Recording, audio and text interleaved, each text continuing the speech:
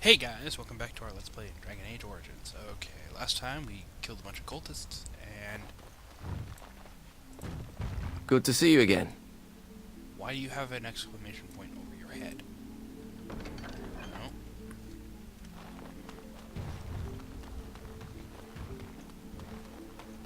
Alright, so, where are we going?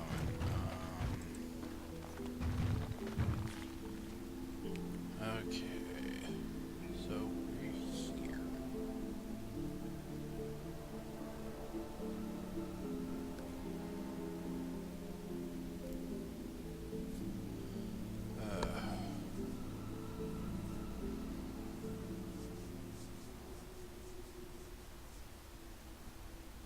Well, we were doing the Paragon of her kind, so... Actually, let's head back to camp and start chatting with our peeps, you know? Maybe we can get some more, companion quests and stuff like that.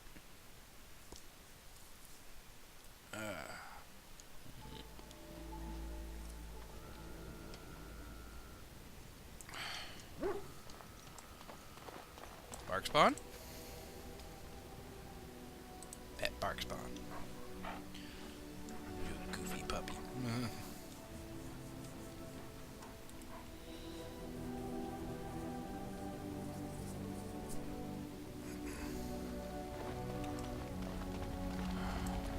Alistair, Something on your mind? I have some questions. Of course.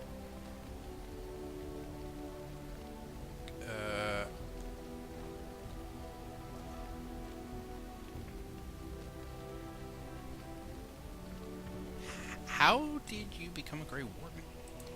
Same way you did. You drink some blood, you choke on it, and pass out. You haven't forgotten already, have you? Haha, very funny. I do my best. What can I say? Let's see, I was in the Chantry before. I trained for many years to become a Templar, in fact. That's where I learned most of my skills.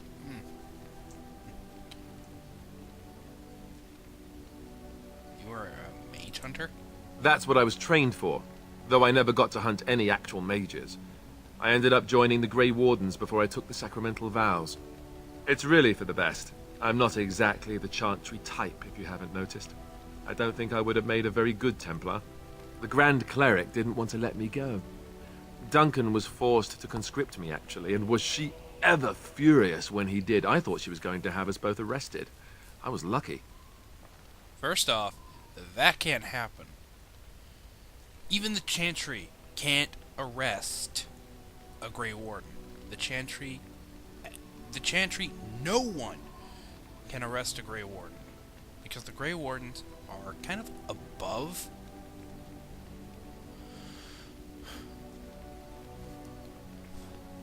It's very complicated about the rules about the Grey Wardens. For example, if you are a Grey Warden, you cannot directly get involved with politics, which we kind of break the rules here because, unless it suits a higher purpose. For example, well, we need the armies of Orthamar. Okay? Then we need to get the king. But there is no dwarven king, so I think it's better than being a Templar. Oh, I suppose the Chantry life is good enough for some. Here, we have the chance to fight against the Blight. To actually do some good instead of sitting in a temple somewhere. I'll always be thankful to Duncan for recruiting me. If it hadn't been for him, I wouldn't have.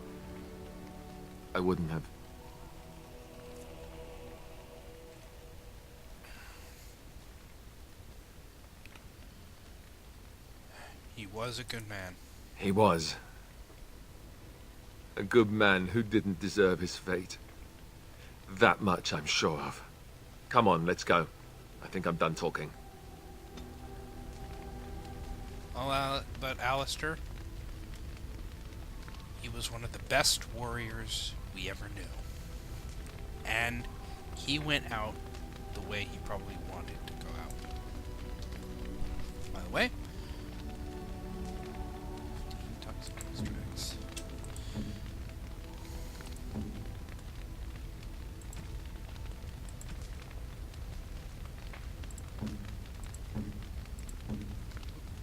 back.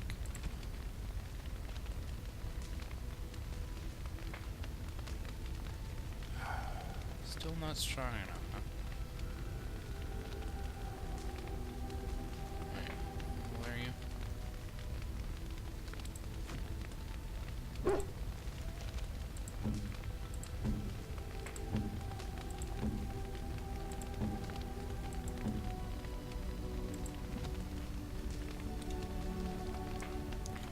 Yeah. In the cannon's den is a Reaver, and Reavers are basically like... they're like the blood mages of the warriors. But the thing is, nobody knows about their existence, so they just exist.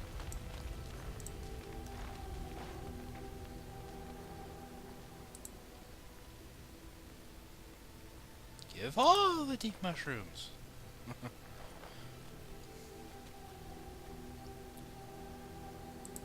Learning crafting materials. Give all the death fruit. Elf fruit. Leave. Generous as always, Warden. Oh shit. Well, Sten, You called. I want to discuss something you mentioned. Speak, then. What was that about children? What were they doing? It did not look like it served any purpose.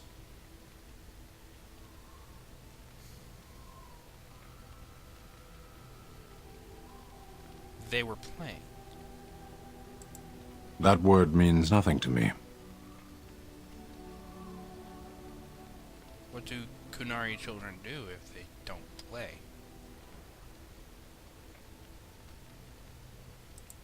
They study. Ah, they must play sometimes. Why?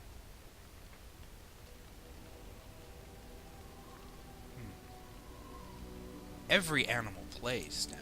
That may be the difference, then. Kunari are men, not animals. Your priests clearly should have spent more time training you. Parents teach their children to be adults, not priests. Parents, are you speaking nonsense on purpose? If you insist on speaking, use real words.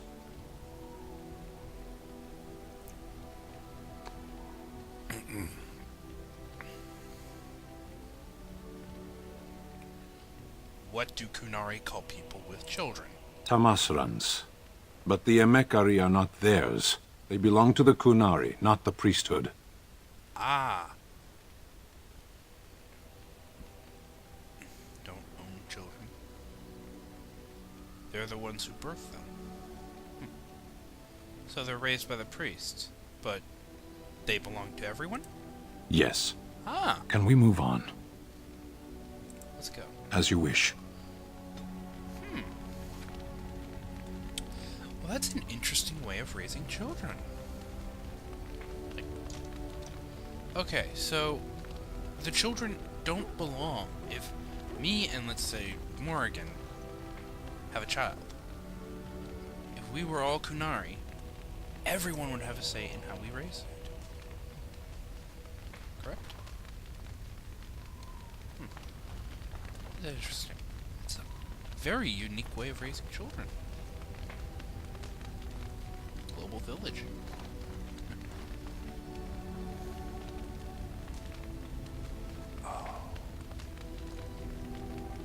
But that would also mean if the child dies, the sadness is even greater. That's not very good. Not at all. Did you always live in an alienage? Was it very terrible? What do you think? I had a family there. There was joy there too. That is good to hear. I have never been to the Denerim alienage, but I hear that life is hard and there is so much squalor. In Orlais, most elven servants live in the homes of their masters, often in great wealth and luxury.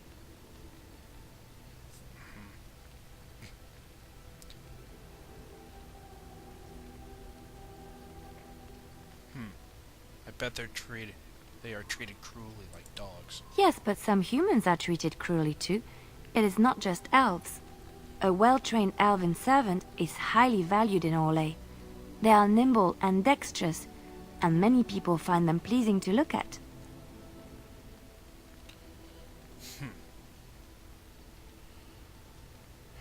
Like a prize-winning animal. No, I did not mean it that way. Well, that's what it's My words were clumsily chosen. I did not mean to offend. I am sorry.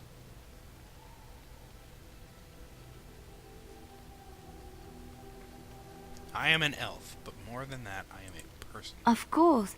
I am sorry if I implied otherwise. Thank you. You have given me a lot to think about.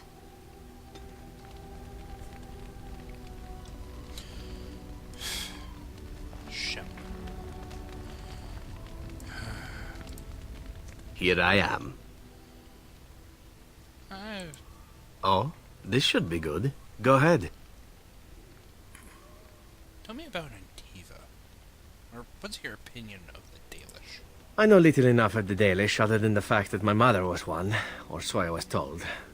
She had fallen in love with an elven woodcutter and accompanied him back to the city, leaving her clan behind for good. That's not And there, of course, the woodcutter died of some filthy disease and my mother was forced into prostitution to pay off his debts. Oldest tale in the book. Wow, that... Wow.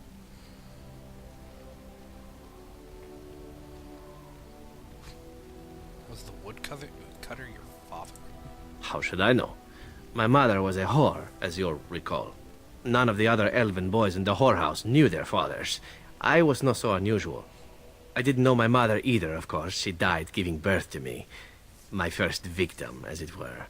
We were all raised communally by the whores.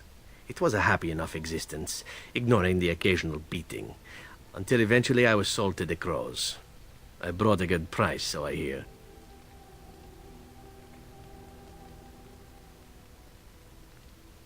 And yet you're oddly cheerful about it all. It could have been much worse. Shall I tell you about what happened to the other whorehouse boys who did not fetch a decent price with the crows? Surely your life has not been so idyllic. People like you and I are not the product of happy lives of contentment, after all.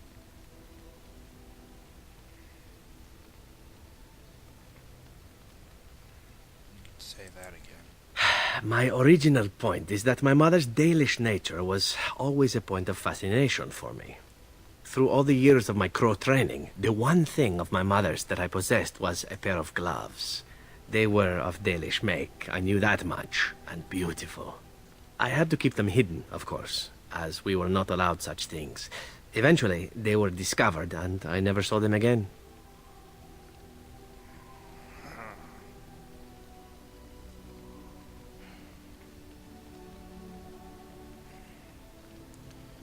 Has there been no joy in your life at all?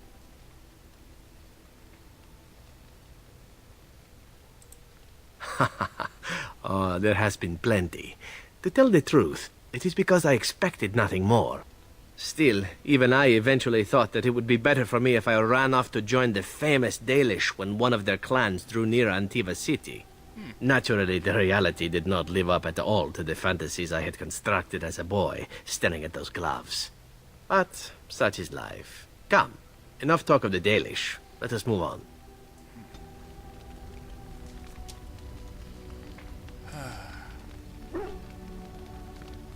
You see, Zephyrin is a very strong, independent character.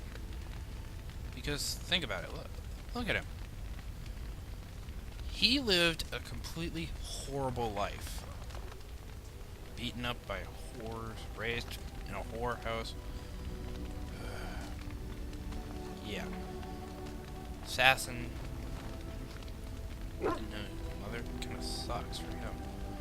But he seems very content about his life right now.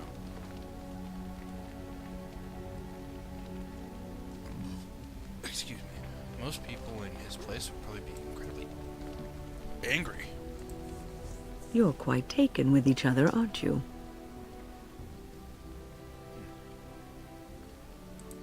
I've noticed your blossoming relationship, and I wanted to ask you where you thought it was going. She is a cunning woman, a Maleficar. She will use you for her own ends.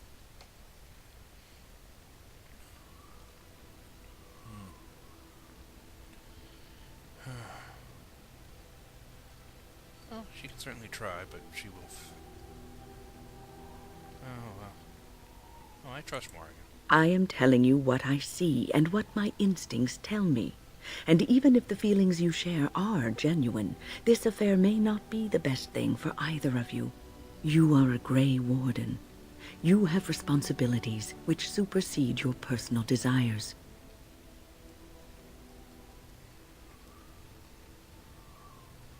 I can handle my responsibilities and my relationship. Love is ultimately selfish.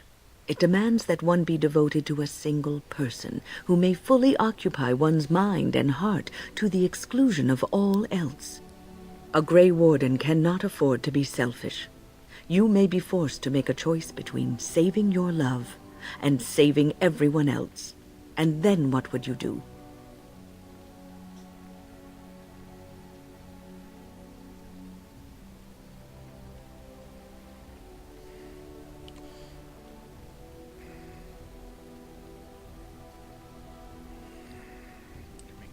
Sound more dire than they are.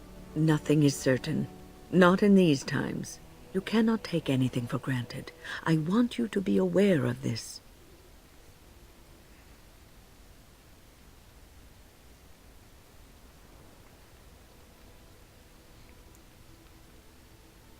Morgan and I can handle whatever comes our way.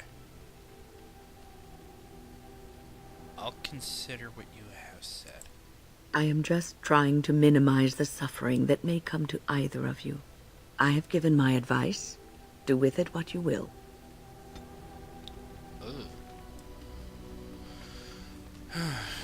And let's see.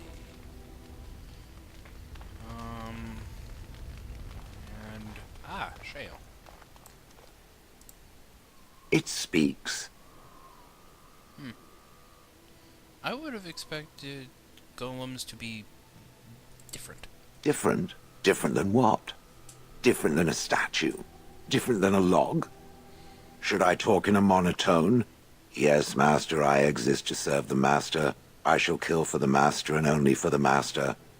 Perhaps it expected me to have a booming voice. Recite limericks. I can recite limericks, if it likes.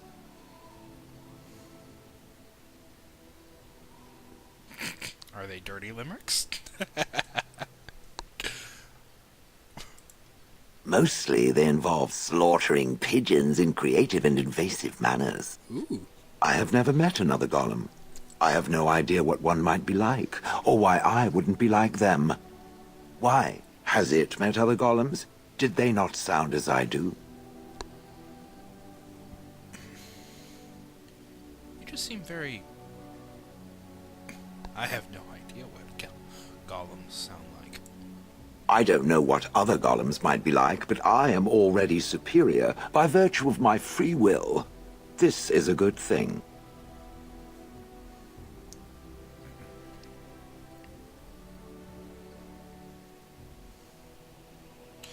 I agree, being a golem would be handy. Imagine the benefits. No need to eat or sleep or perform other functions. Walk underwater, crush the heads of every opponent. The possibilities are limitless. Barring the occasional 30 years or so of paralysis, there's little to compare. Now stop talking so much. The wagging of its moist little tongue is distracting. Sorry. Oh, Shale. You're awesome. Oh, yeah. Are you sure I can't interest you in this hat? A pair of earrings, perhaps? A cheese knife? Bodan, did you steal the cheese knife? I'm sure you'll be pleased with the goods my boy and I have collected. And with your discount. Bodan, did you steal the camp cheese knife? No. Bodan.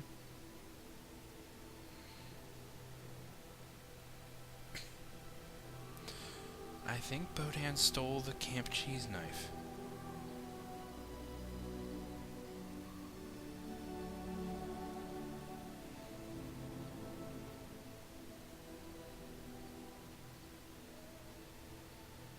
Okay, I'm trying to think. Like, alright. I think that's the gift. Okay, this is for our dwarven companion. This is for No.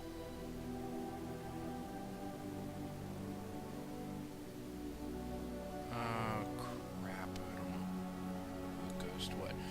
These are... Yeah, these are the prank gifts.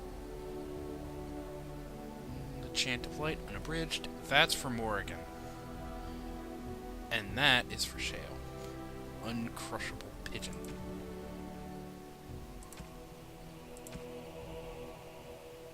Parvalon Willstone.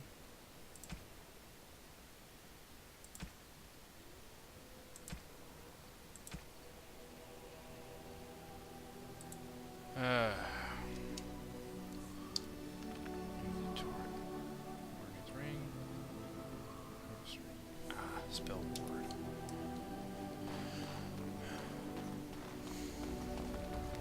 Yeah, I know, it's 2 minutes in, but we gotta talk to Morgan.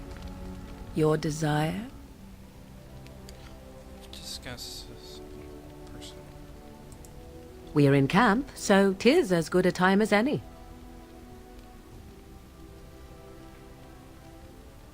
We need to discuss us. Discuss away. Nothing. Get up, put it up. Your desire? I'd like to ask you something. So, full of questions, are you? Did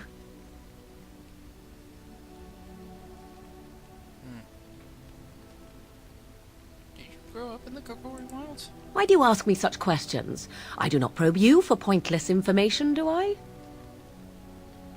Well, you can probe me anytime. Beg pardon then while I jump for joy. What is it you asked if I grew up in the wilds? A curious question. Where else would you picture me? For many years it was simply Flemeth and I. The wilds and its creatures were more real to me than Flemeth's tales of the world of man. In time I grew curious. I left the wilds to explore what lay beyond, never for long. Brief forays into a civilized wilderness.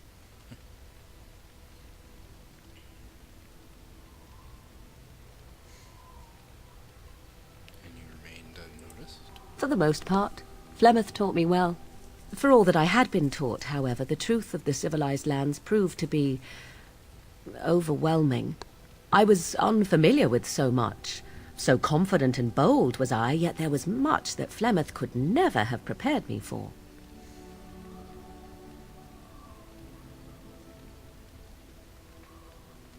Were you hurt?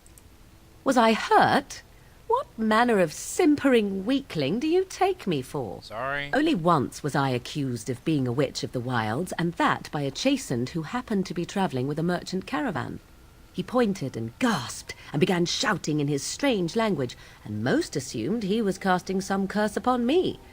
I acted the terrified girl, and naturally he was arrested.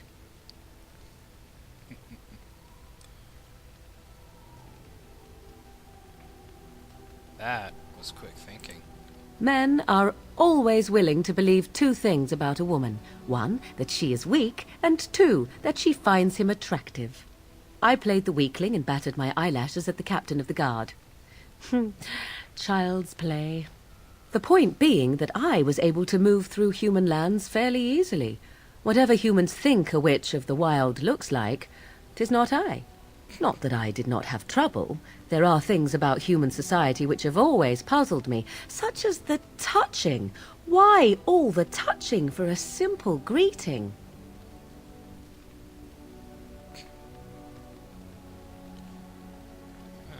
I have no idea. I'm not human. Do not speak to me of trivialities. Your culture is not so entirely different. There were many nuances that Flemeth could never tell me of.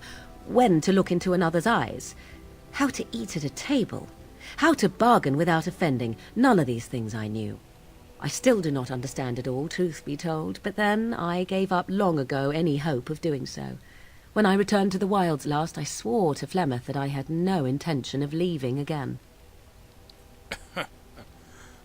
I guess the joke's on you then. You were a fine one to be pointing out the humor of fate. Shall we examine your predicament on the whole? Sure. Let's not. Me? I prefer the jest on me to the jest on you. Well, let's get on with it before the ground opens up and swallows us, yes? Mm-hmm. Okay. That does it for this episode. I hope you've had fun. I know I did, chatting with Morrigan. As always. Have fun. See ya.